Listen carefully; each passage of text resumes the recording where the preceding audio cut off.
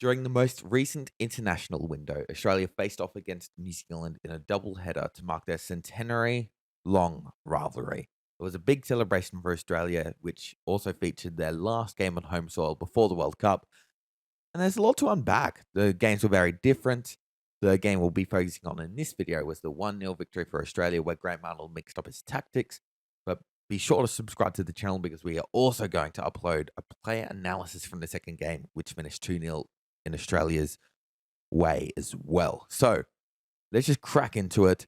Let's analyze this squad and let's look at what went down. So to begin, let's analyze these starting 11s. So Australia, they played pretty much their full strength lineup. There is one big player missing for Australia. Big, quite literally, Harry Suter. He's towering centre back, clearly Australia's best centre half, and he has a really interesting relationship with someone like Milos Degenek because they play similar roles, but he is better. But Degenek is also better than Sainsbury, who struggled really in this game. So we expect Suter to really feature prominently in the World Cup if he is healthy. He's Australia's best centre back, so he's a big miss. Another player missing for Australia, Kai Rolls, who is another centre back option for Australia. He's more of a sweeper, so very different to Degenek. I would say Degenek is slightly better personally, but they're different players, so it's hard to compare. But he's a very similar player to Trent Sainsbury, but at this stage of his career, is, I think, just playing better. So Trent Sainsbury, the odd man out for Australia, and Trent Sainsbury, the only player in the lineup, I think, that is least likely to start. I think the other 10 players in the lineup pretty much are locks to start come the World Cup. However, New Zealand played a slightly different lineup to the Australians. They played a very young, very vibrant starting 11 in a 4-2-3-1 shape, which is very interesting because the 4-2-3-1 matched pretty much man for man against these Aussies. Something else very interesting is Graham Arnold traditionally uses a 4-2-3-1, but this match he opted for a single pivot. And this is significant for many reasons. So traditionally, Graham Arnold likes to push his wingbacks up high, up the pitch like this, have his DMs, which was Jackson Irvine, who played central midfielder this match, kind of sit wide in these areas with a 10 in the middle. This is how Graham Arnold usually likes to line up, and the wingers kind of come centrally. So this is Graham Arnold's preferred starting 11 in terms of shape. But this match was very different, and that is, well, huge. And to best illustrate this, what I'm going to do is I'm going to bring up my tools right here, and I'm going to add some vertical lines to the pitch. Let's make them blue. Blue is a nice color, right? So I'm going to draw one from the box to the box, on each side, the edge of the box. And outside of these blue lines, this is what you would call the channels, the wide channels. They're going to add another one from D to D, like this. And it creates this middle area that you'd call the center channel. Then these other ones out here. So we have the wide channel, the central channel, and then we have the half spaces, which is the areas in between. Pep Guardiola is known for his love of positional play, and he uses these lines in training. So it's a very interesting system and a very interesting analytical way to approach the game. So I love it, and I think it greatly illustrates what Graham Arnold was doing in this match. There are also lines that we can add, which are horizontal lines that break up the pitch into the phases of play. So we'll just add these here. We're going to break up the pitch into thirds with these lines. All right, so what we saw in this match for Graham Arnold was a single pivot. So what that means is Mooy occupied this middle channel. The centre backs then sat in the half space, and then Eden Fristich and Irvine should be operating in these half spaces. I say should, because something interesting happened. Now, this interesting thing that happened was motivated primarily from Graham Arnold wanting Jackson Irvine to be higher up the pitch. Because Jackson Irvine, he's in fine goal and scoring form for his club side, St. Pauli. He scored several goals already this season. And really, he's one of Australia's better players going forward based on his form, along with Eden Fristich, who was fine for Frankfurt last season and just earned a move to Verona. Graham Arnold, he likes numbers in midfield, and he didn't obviously feel fully comfortable with Irvine pushing up. So he went to the playbook from the 1930s for a manager called Martin Bukovki. Bukovki, he should be a manager known to many people. When I say many people, probably people with a bit more of a knowledge in terms of just the history of tactics.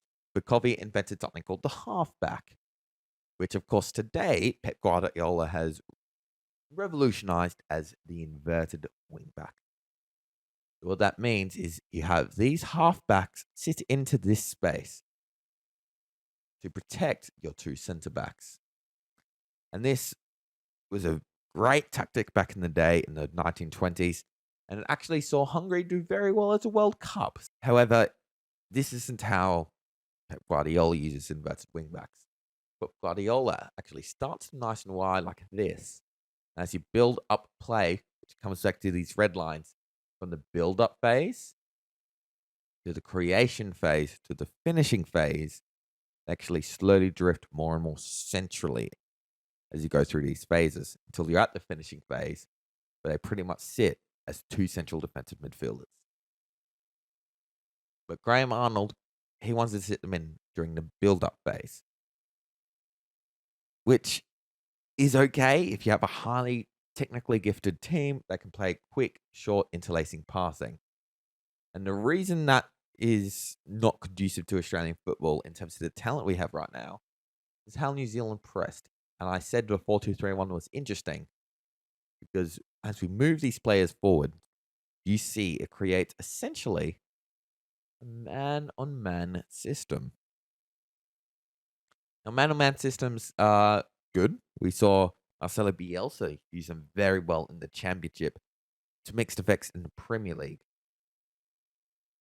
But it isn't the best system if your team isn't phenomenal technically and especially better than the opposition. Trent Sainsbury, he isn't one of these players. He's not comfortable with the ball at his feet. He can often struggle and panic. So when there is a lot of pressure and not much space going on, he struggles to find these short balls. And what we often saw is Trent Sainsbury receiving the ball, sometimes from Sapra from Deganek, carrying it a bit wider. Chris Wood then would close him down. He'd not be able to see Mooy presenting in the middle, nor Karacci presenting, and sometimes even Aiden Christich presenting. And he'd just launch it over the top looking for Mabil or Irvine, who was pushing up higher.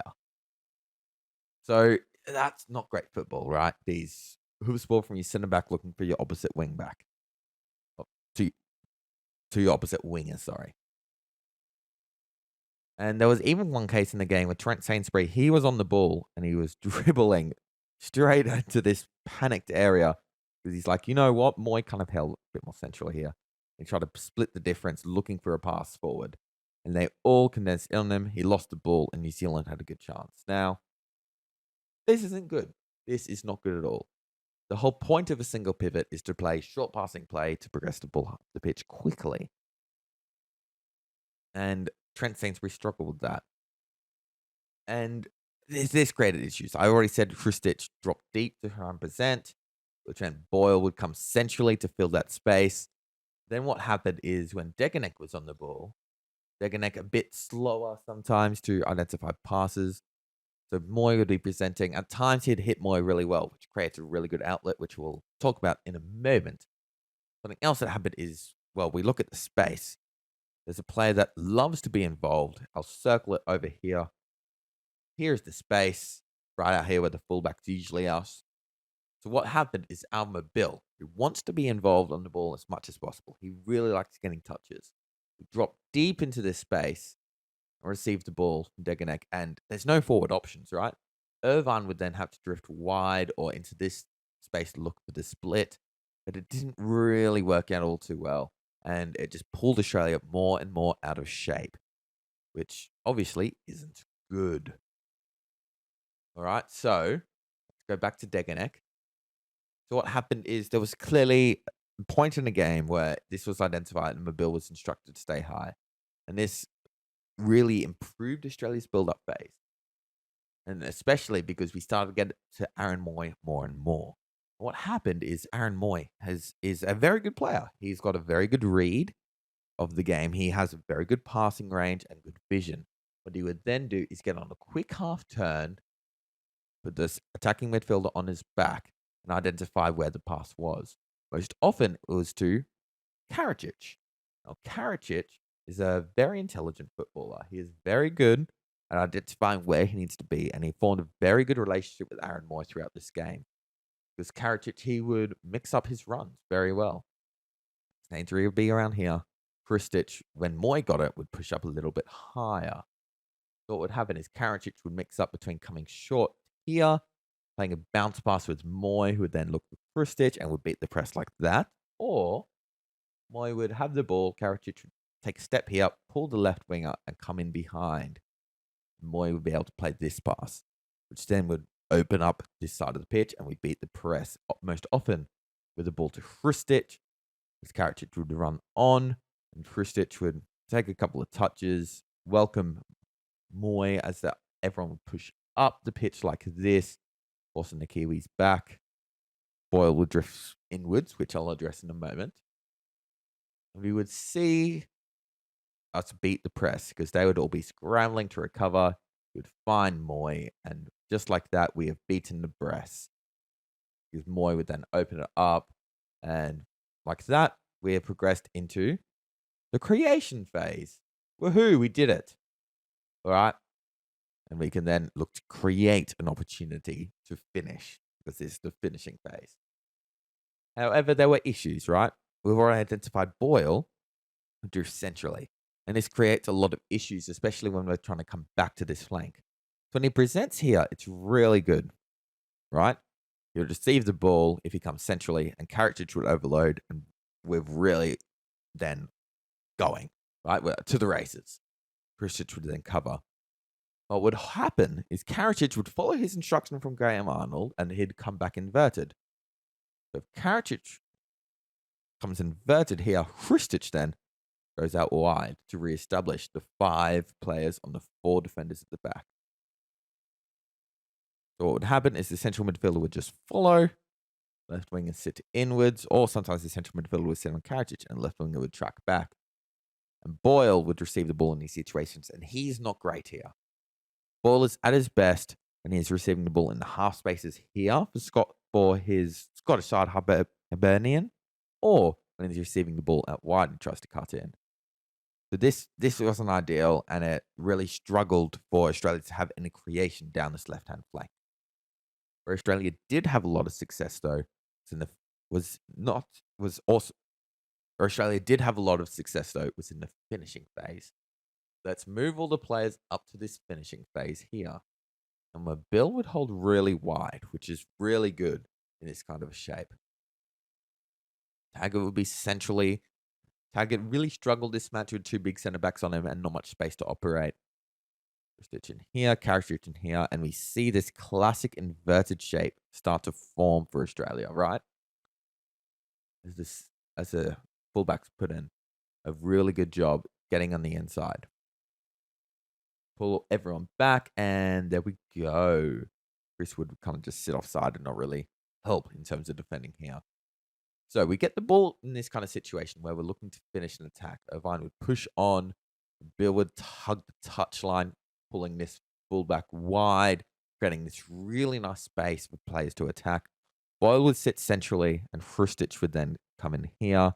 And as we get the ball more and more, building on the attack, we really start to create dangerous opportunities for Australia. One of these dangerous opportunities is now this left-hand flank. So we've already identified the struggles on this flank, where Karacci would follow the instruction of coming inverted and would have really nothing out wide. All the players would just sit in the Kiwis and really cramp up Krstić's space, which is why Krstić struggled so much this game. He had no space to operate because Boyle came in centrally, like he does at club level. And Karacci would come in following the instruction into this space, where Karacci then copped a lot of slack from fans, but he was following the instruction from Graham Arnold because Boyle shouldn't have been here. He should have been wide. And Arnold addressed this in this post-match press conference, saying certain players really struggle to shake basically the habits they have from their club level. And I felt was very targeted at Boyle because he has a habit of sitting here for club level, which works with an overlapping fullback. But obviously didn't work in this game. We didn't have much success here. Where we did have success was when Mooy received the ball in this space from a rotation. So it came from Karacci most often to Sainsbury's, then to Mooy, or sometimes just straight from Karacci to Mooy. Then what would happen is we'd go to Degenek, who would then play this long ball, or not long ball, medium ball to Mabil. Mabil would have a one-on-one opportunity with this fullback where he could either take him on, or, which was even better, Irwan would present into this space here to receive the back pass. And what would happen is Behich would see Irwan presenting. He's moving into his own space, right? Behich would then make a darting inverted run in behind and often lose his right winger.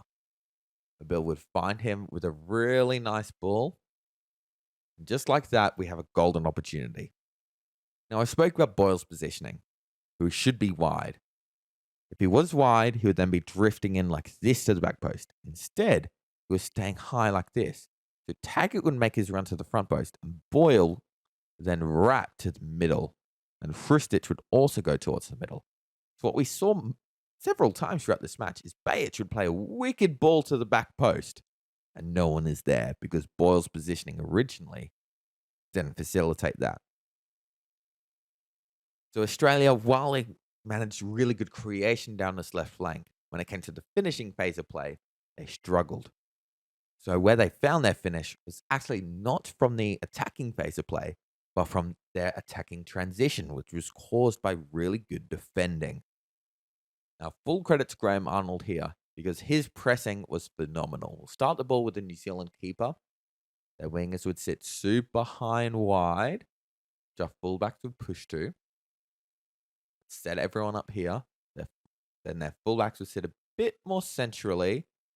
Bill would sit off and Boyle would sit off, right? So we have this kind of shape for New Zealand. Centre back super central. Taggart would go to one centre back. If the ball was on this side, he'd go to the weak side centre back, and Frustich would kind of sit in this space, and Taggart would just sit on the shoulder. Mooy goes to the 10. In the first half, it was Sainsbury on Chris Wood. In the second half, it was Degenek, which Australia had more success with. Alluding to the goal with Sainsbury on it, and then Degenek was the sweeper. Now, what happened is Australia were very content to just sit off and allow New Zealand to play the ball from centre back, goalkeeper to centre back, even to their central midfielders, where ours would sit in here to really dissuade any kind of pass through. So if it got to a central midfielder, obviously Mooy would be stepping to his man. But what would happen is Frustich would come in, Boyle would come in and really dissuade this pass to the winger, then also to the central midfielder. You may say this is a bit, negative. But what happened is there was a pressing trigger for Australia. They would defend and not allow the ball to advance through just a really rugged shape. But then there was a pressing trigger, and this pressing trigger was the fullbacks. The ball would get to the fullbacks, and everyone would step up straight away to their man, or even more aggressively to the space in front of their men. And we ended up looking like this. Now, this is a very aggressive shape, and Graham Arnold really drew an emphasis to this shape in his post-match press conference, where he said he wanted a more physical, man-on-man oriented system. And Australia did that to great success. So what happened when they stepped up is they wanted to pressure these fullbacks into making bad decisions. So one decision is they hoof it up the line, and Australia trusted Karacci or Behich, depending on which flank it was on, to deal with it. And they did very well all game in dealing with it. The other option the fullback has is try and find a pass into the central area, which is now very crowded as everyone steps inwards. So Irwan would step to the 10, Mabil would step to the central midfielder, Behich would step into this space. Because this switching ball here is very difficult, very dangerous. You don't see that. Then straight away you see Mooy is now in space, as is Irvine, who would come to this man. But for the goal, which we'll illustrate here, Irvine was the one in space and came over aggressively, and Mooy stayed in his man. So what happened is the central midfielder tried to present to get to this side. Irvine came quicker. Ball was played in. Irvine won it. Central midfielder was running this way, so carried on running this way as Irvine quickly turned on the half turn, found Mabil, would then drive forward, draw the centre back, come inside, open up his body, and find the bottom right corner. And that is how Australia scored. And it was a really impressive pressing trigger from Graham Arnold. And it was really impressive to see from the Australians because those kind of pressing triggers and that kind of defensive attunement and strategy and the way they stayed focused for the entire game in that defensive structure will really be so important come World Cup time. In this game, there's a lot to break down, and we have broken down a lot, so I'm going to leave it there. But it was a very interesting insight overall this game to where Graham Arnold's men are leading going into this World Cup. What they're looking at, what they want to do, what they want to try. And this single pivot system, it clearly needs a lot of work, right? And it's especially in refining the build-up play in order to create these opportunities, because there was a lot of really impressive triggers at work, some decent patterns, but due to positioning errors, there were some troubles. Something I was very impressed with overall, though, is Mooy was very good, and Karacci is especially very good positionally and turned on in terms of what he wanted, what Graham Arnold wanted. And Karacci was switched on, knew what Graham Arnold wanted, and did well in that regard. But I think a small tactical take by Graham Arnold in terms of instructing his fullbacks to start wide and come inverted will pay dividends for this system. But there's a long way to go to the World Cup, and I think there needs to be change. And I don't know if it will happen for this Australian team in that short amount of time, where we may well just see the double pivot come back for Graham Arnold. But that wraps us up. If you did enjoy the video, make sure you leave a like, subscribe as always, and leave a comment down below what you thought of the match, what stood out to you in terms of how Australia set up, and what you thought about the tactics deployed by Graham Arnold. Be sure to stay tuned for the next video, which will be all about the players, where we'll look at Graham Arnold, Ryan Strain, Bacchus in his limited minutes, and of course Jason Cummings, because there's a lot to unpack there. Some really, really exciting debuts and some really exciting returns from players like Thomas Deng. So stay tuned. Hope you enjoyed. I'm James from the Soccerwhos pod, and I'll catch you all later.